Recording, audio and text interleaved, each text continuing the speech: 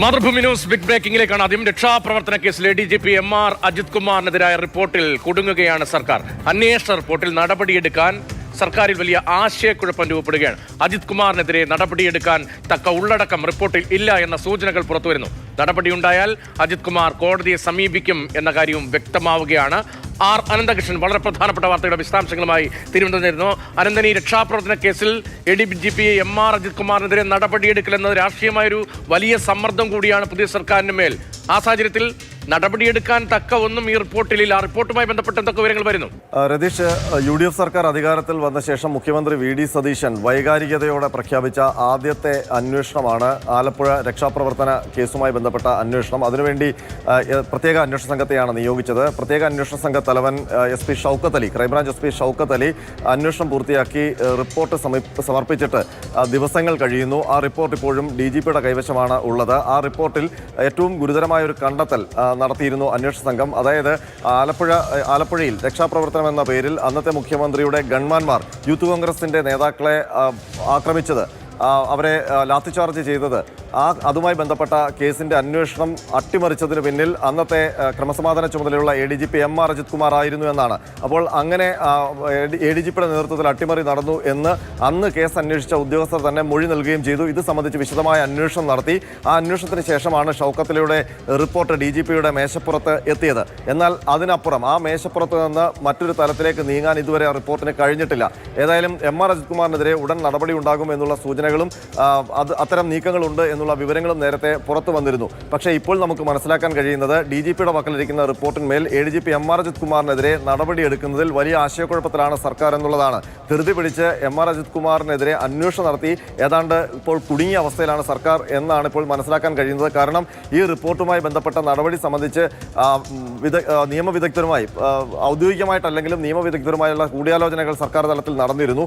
പക്ഷേ അവിടെ നിന്ന് ലഭിച്ച മറുപടി എന്ന് പറയുന്നത് ഇപ്പോൾ റിപ്പോർട്ടിലുള്ള പരാമർശങ്ങൾ വെച്ചുകൊണ്ട് പ്രധാനപ്പെട്ട മുതിർന്ന IPS ഉദ്യോഗസ്ഥനായ MR അജിത് കുമാറിനെതിരെ ഒരു നടപടിയിലേക്ക് പോകാൻ കഴിയില്ല എന്നുള്ളൊരു അനൌദ്യോഗിക നിയമോപദേശമാണ് സർക്കാർ ലഭിച്ചിരിക്കുന്നത്. നേരത്തെ തന്നെ ചില കാര്യങ്ങൾ വ്യക്തമായിരുന്നല്ലോ. ഇപ്പോൾ ഈ രക്ഷാപ്രവർത്തനവുമായി ബന്ധപ്പെട്ട് മുഖ്യമന്ത്രി ഗൺമാൻമാർ യൂത്ത് കോൺഗ്രസ് KSU നേതാക്കളെ ക്രൂരമായി മർദ്ദിച്ച സംഭവമാണല്ലോ. അതാണ് പിന്നീട് കുപ്രസിദ്ധമായ രക്ഷാപ്രവർത്തനത്തിലെ ഏറ്റവും പ്രധാനപ്പെട്ട ഒന്നായി ചൂണ്ടിക്കാണിക്കപ്പെട്ടത്.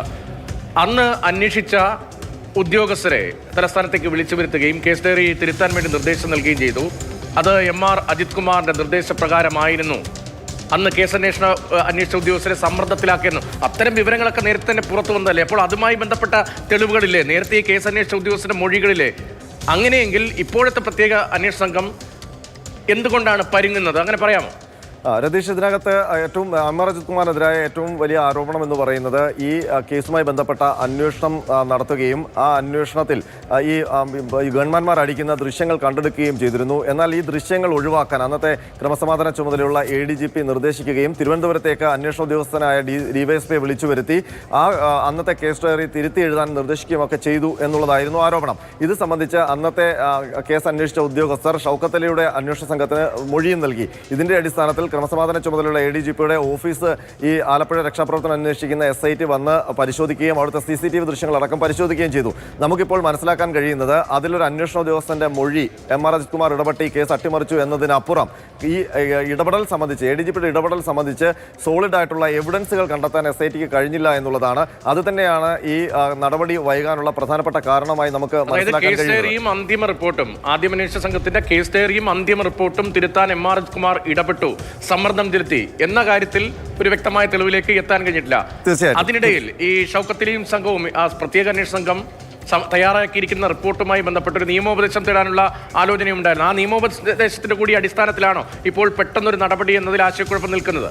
രതീഷ്, ഇതിനകത്ത് ഇപ്പോൾ രതീഷ് പറഞ്ഞ രണ്ട് കാര്യങ്ങൾ, അതായത് ഒന്ന് ഈ അട്ടിമറി നടന്നിട്ടുണ്ടോ എന്നുള്ളത്. ഈ കേസിന് അട്ടിമറി നടന്നു എന്നുള്ളത് ഉറപ്പാണ്. അന്നത്തെ സർക്കാരിന്റെ താല്പര്യം അനുസരിച്ചാണ് അന്ന് അന്വേഷണം നടത്തിയത്. കേസ് കോടതിയിൽ റഫർ ചെയ്തത്, തെളിവില്ല, ദൃശ്യങ്ങൾ പോലും ഇല്ല എന്ന് പറഞ്ഞിട്ട് റഫർ ചെയ്തത്. അപ്പോൾ ആ റഫർ ചെയ്തതിന് പിന്നിൽ ഒരു അട്ടിമറി ഉണ്ട് എന്ന് അന്വേഷണ സംഘം കണ്ടെത്തിയിട്ടുണ്ട്.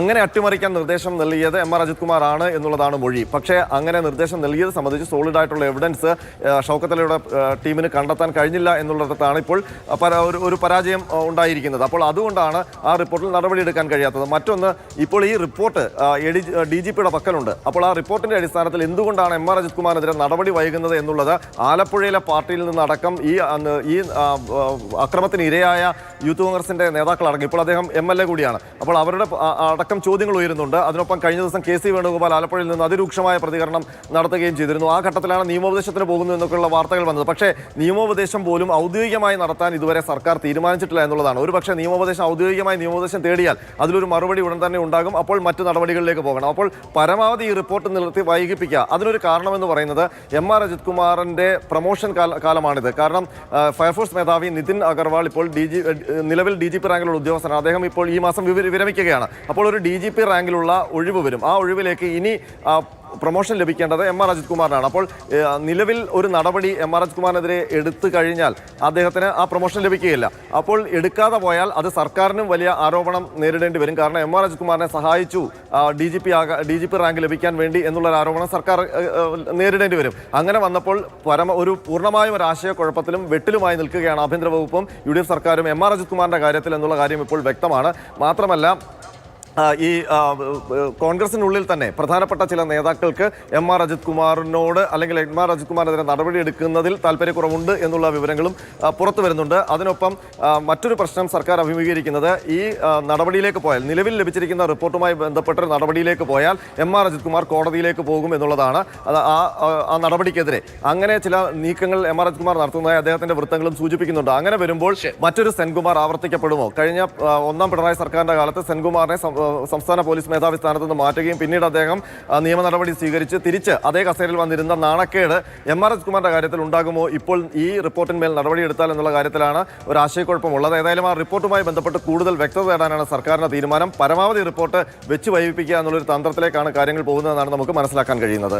മുൻ മുഖ്യമന്ത്രിയുടെ ഗൺമാന്മാരെ രക്ഷാപ്രവർത്തന കേസിൽ രക്ഷിക്കാൻ വേണ്ടി DGP ആയിരുന്ന MR അജിത് കുമാർ ഇടപെട്ടു എന്നതാണ് കേസ്. അന്നത്തെ കേസ് ഡയറി നിർബന്ധപൂർവ്വം തിരുത്തിച്ചു, അന്തിമ റിപ്പോർട്ട് തിരുത്തിച്ചു. ആ കേസിൽ അട്ടിമറി ഉണ്ടായി എന്നത് വ്യക്തവുമാണ്. അനന്തൻ റിപ്പോർട്ട് ചെയ്തപോലെ കോടതിയിൽ അങ്ങനെ ദുർബലമായ ഒരു കേസാണ് എന്ന നിലയിൽ ദൃശ്യങ്ങൾ പോലും തെളിവായി ഹാജരാക്കാതെ അക്കാര്യത്തിൽ പോലും ഒരു വ്യക്തതയില്ലാത്ത ആ ഉദ്യോഗസ്ഥരെ രക്ഷിക്കുന്ന തരത്തിലുള്ള റിപ്പോർട്ടായിരുന്നു. അക്കാര്യത്തിലാണ് ഇപ്പോൾ പുതിയ സർക്കാർ വന്നപ്പോൾ പ്രത്യേക അന്വേഷണ സംഘത്തെ നിയോഗിച്ചത്. പക്ഷേ സങ്കീർണമാകുന്നു ഇപ്പോൾ കാര്യങ്ങൾ. ഈ റിപ്പോർട്ടിന്റെ അടിസ്ഥാനത്തിൽ നടപടിയെടുത്താൽ MR അജിത് കുമാറും കോടതിയിലേക്ക് പോകുന്നു.